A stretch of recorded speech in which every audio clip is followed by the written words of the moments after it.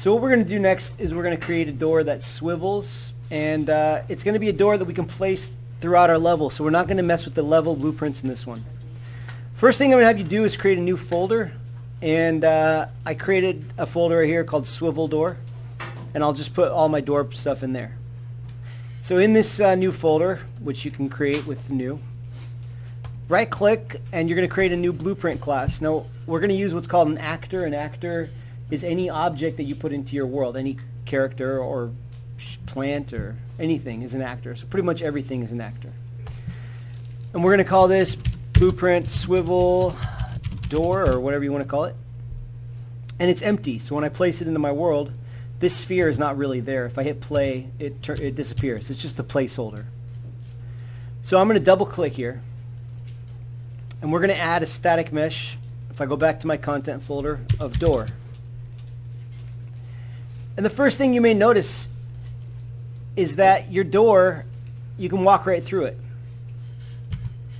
And the reason for that, is that it's the collision is messed up. So if I double click on this static mesh, you can look at the collision for this object. It has a complex collision.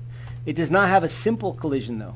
Mine does, because I already did it, but yours is not going to show a simple collision, which means you can walk right through it. If that's the case, one of the easiest things you can do is just have it create its own collision. It's going to do its best to come up with its own collision map. Come down here and hit apply, and now you will be blocked by this object. Okay.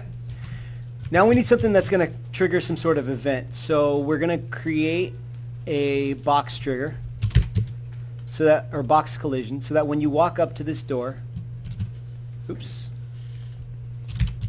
something's going to happen.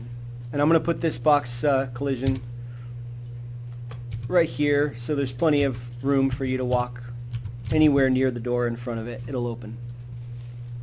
Now we go to the event graph. And when we look at our door in the level, you'll see that all we're going to be doing, let me enlarge it a little bit, make it whatever size fits your door frame.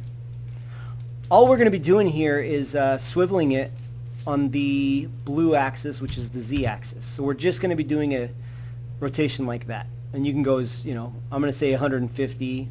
I could do 165. I could do 135, whatever. I'll just do 150.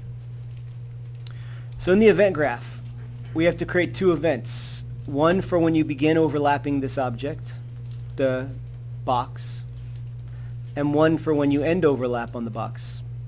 Did I ever start?